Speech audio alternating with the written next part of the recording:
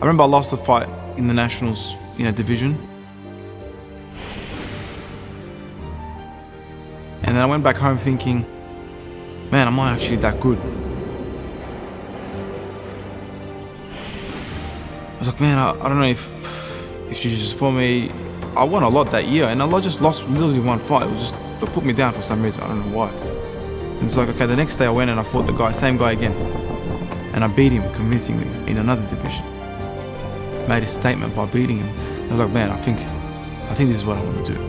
So that's one turning point in the country.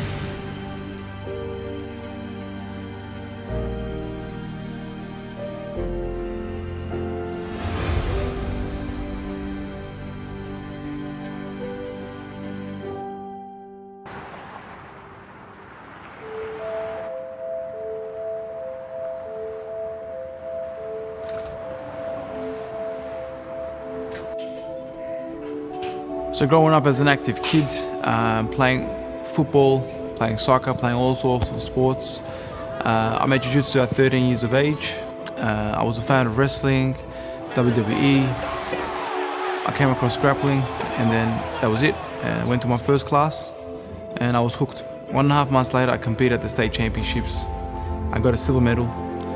And then 6 months later, I competed in the Victorian state championships again, and I got a gold medal. And then from then, that's where it pretty much began. I did the national titles, Pan Pacific titles, interstate titles. How we met was 15 years ago at a local gym in our area. Basically spotted amazing talent, him doing his BJJ, and I just said, this kid's amazing, and there was a lot of hype about him. I pretty much ticked all the boxes in the country, from white belt, yellow belt, from my junior, juvenile years, up until my adult years, white, blue, purple, brown, black. All these belt levels, I've won the national, states, Pan Pacific titles. In my weight, open weight, gi, no gi, in all different rule settings, all different styles, all different federations in the country and Asia. I've ticked all the boxes in the past 15 years.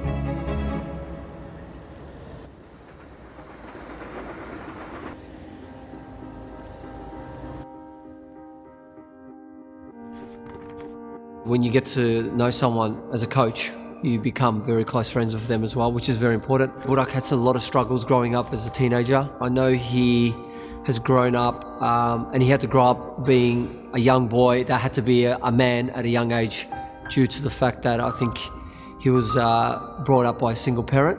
So we grew up single parent. I was pretty young, so I didn't really feel much of it. He felt it more than I did because it happened when he was, I guess, around 7, 8 years old. Growing up, I did always look up to my brother. So in that aspect, he did take on the fatherly role.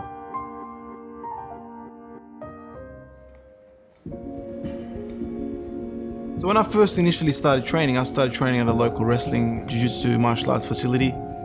It is a small community facility where people got together, wrestled, trained. And there was a certain figure leading that group. So in about 6 months to a year's time, an unexpected split happens where this figure was using the good intention, the clean, sincere intention of people for his own personal benefit, and he hurt a lot of people's lives. After all this happened, again, I sat down with my close older brother and we said, okay, I want to pursue this sport to the best of my ability without neglecting my morals, my faith. Where do I go? Who do I go to? We made a decision to go to Murat. I knew of Murat. I was a fan of him. And I'm still a big fan of him today. As a 13-year-old, you have a Turkish grappler, a brown belt, a black belt, competing, beating everyone, breaking people's arms. I always wanted to interact with him. So we went to him, we jumped in the car, and a few weeks later, we made a decision to go and start the journey. I get down to Nexus, that's where my mate wanted to train there too. And I see Burak there. I go, whoa, this guy's pretty good, man. Like, he was the youngest one in there, and he's going crazy.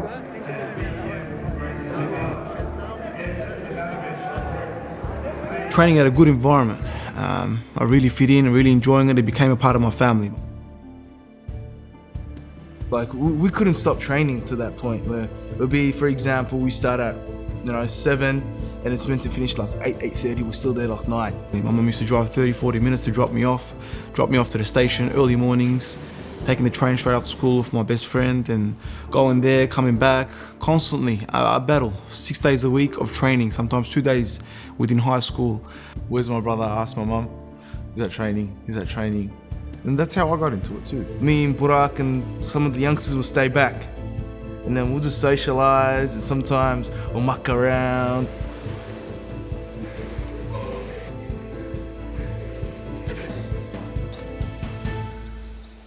We had some hurdles in front of us, and the hurdles were obviously financial. We didn't have a lot of help around us. The sport of BJJ is not recognised like AFL or basketball, so there wasn't a lot of people backing that. Yeah, so he had a goal to work for. Of course, he was providing for the family when he could, but he was still very hungry to go and compete. Like, he would always compete. And I wanted to compete a lot. I wanted to travel overseas. I wanted to compete at a young age. Like at 15, 16, if I had the opportunity, I'm out. Like I'm overseas competing at the World Championships. I'm dreaming of the day I compete at the World Championships at a young age. That was a dream. At a young age, finding funds, just trying to make it, but it just wasn't possible due to finances and the circumstances I was facing. I couldn't leave home for more than 2-3 weeks. I was pretty much stuck. I wanted to be the best first in my academy without comparing anyone. Then I wanted to be the best in the state, in the country, and in the world. That was the goal. And slowly, I made my way up, and it started happening.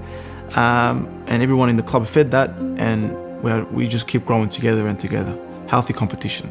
Man, just mopping the mats was a big pleasure for me. Staying back, opening up early, filling up the fridge, and next is just appreciating what I have. My mum wouldn't let me go to training because of my studies, for example. And I'll call Murata, I can juggle both, man. Tell my mum I can juggle both.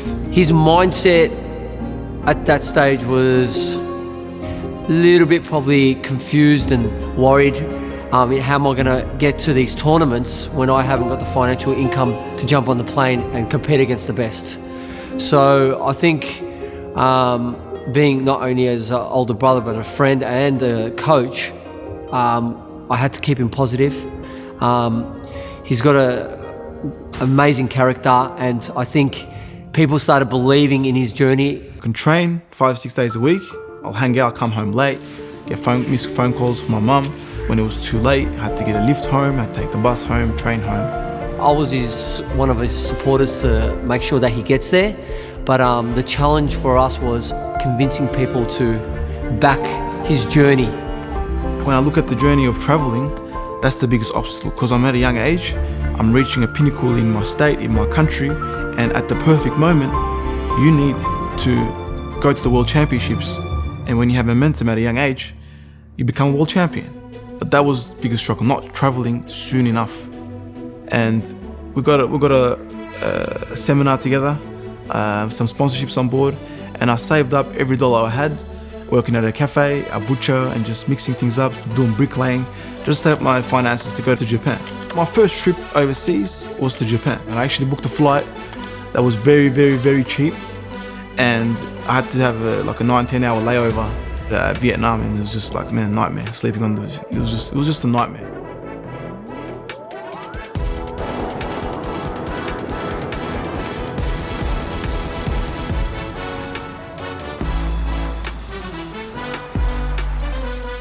And I remember that trip specifically. I had an injured ankle, and I had a virus on my eye. Traveling with that, it was just a nightmare. I made some connections there through Turkey to stay at a local community center, a local mosque. And I was like, man, and all they gave me is just one address. Just address. It's the place you're staying is on top of a food store. That's all I knew. And I had the brother's number. I landed, I can't call, my phone is not registered. It took me 7-8 hours to find that place. So I went to a payphone at the airport, and I mixed up the address, took the wrong train. I went to a payphone, I'm like, let me call this guy, man. He actually didn't even believe I was coming. Like a young kid come from Australia. He probably didn't believe. He's like, oh, are you here? You know? He's like, yeah, it's on top of this market. This here. He goes, take this train. And he gave me the wrong, and I mixed it up again. And I just found the way to get there just from that phone call. It was nerve-wracking, but I made it happen with a injured foot and an infection in my eye. And then you reap the rewards. I won the Asian Championship. I had like 8-9 fights that day. I won 7 fights by submission, and I got the gold medal. I brought the gold medal back home. You know, it was my hardest trip to take. It was the most rewarding.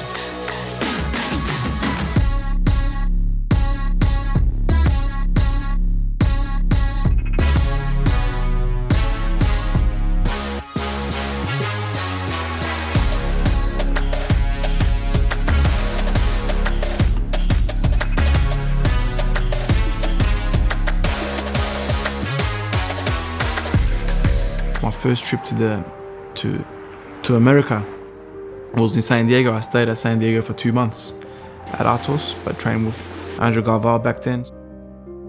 Like, Burak's going to the Worlds.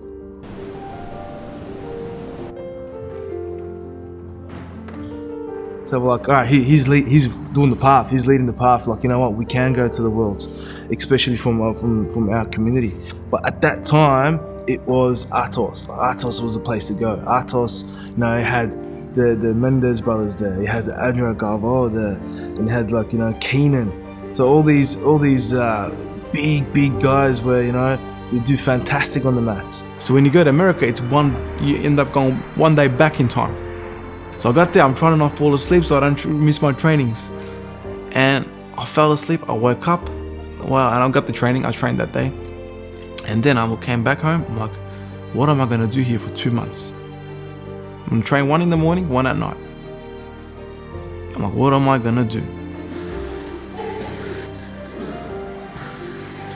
Of course, it was hard, him going alone to America to compete in Worlds. You know, you'd normally see a whole team gather to watch their training partner in the biggest world stage for Jiu-Jitsu. So when I got into the rhythm of training, everything started to make sense. I started watching some TV series just to entertain myself, reading more, etc. And San Diego is a rough place. It's just the Mexican border, so you don't know what can happen. I was staying in like a Mexican hotel.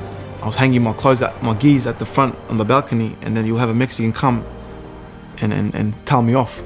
You know, hey man, put your clothes back. You know, why are you putting it here? Training with world champions, I'm catching up to them on the mats. I'm building my confidence just before the world championships. And 10 days before the world championship, I cop staph. Staph, by the way, is a very bad infection. Let's say you can start from a little cut and you don't, let's say, clean it properly, or you go to the pool straight after and you train with it, and it gets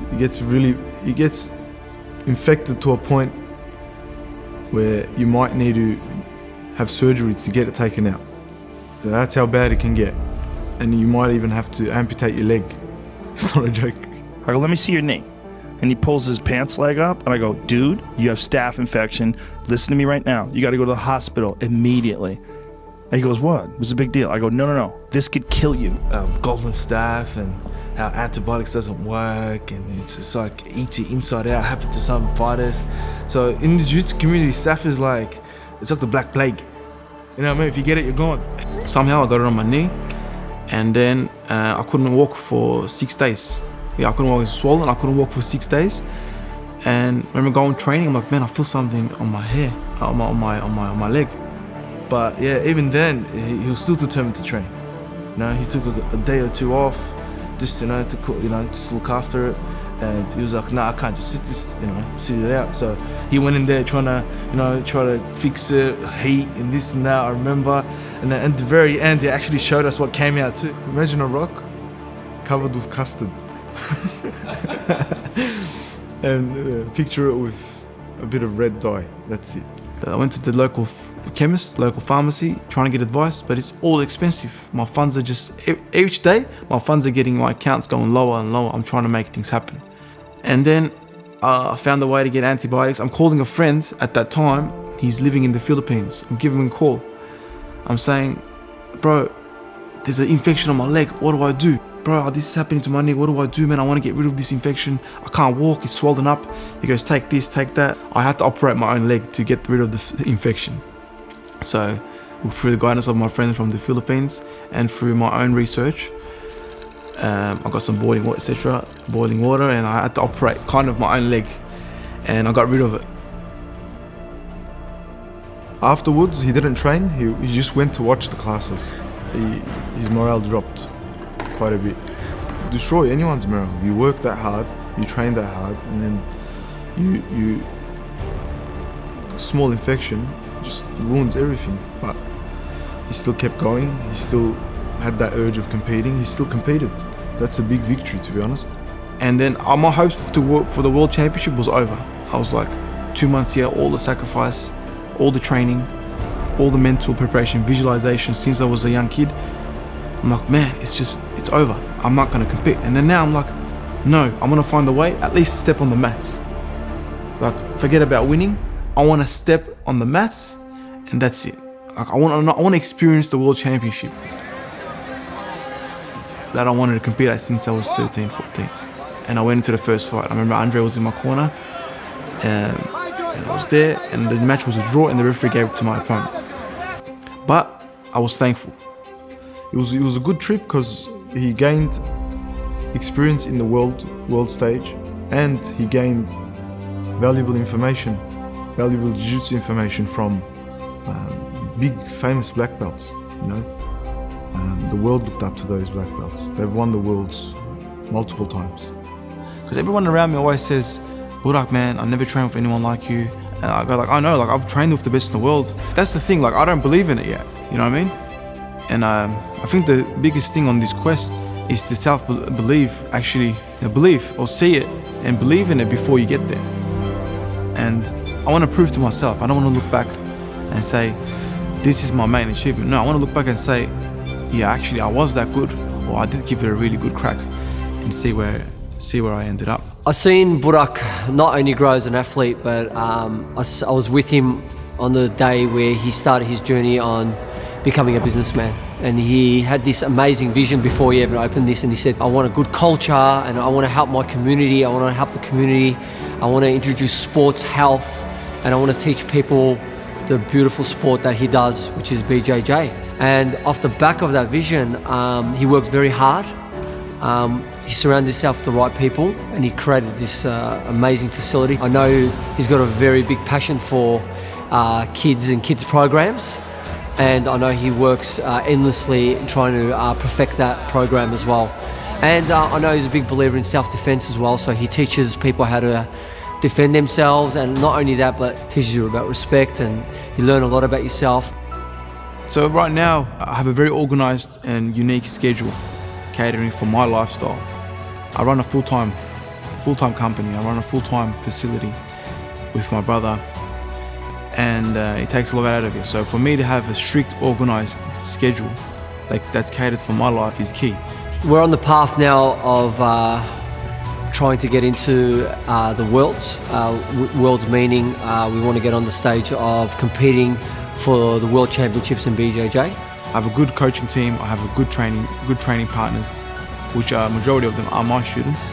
I have a lot of good black belts, good athletes visiting me from around the country, around Victoria, to constantly train with me. I've never seen this side of Burak so hungry and determined. Our training schedule changes as the tournament comes up. We're well prepared, everything's set out. We're just looking forward. We're going to have fun. We're enjoying the journey, and I hope we can motivate a lot of people on the way. And it's going to be fun days.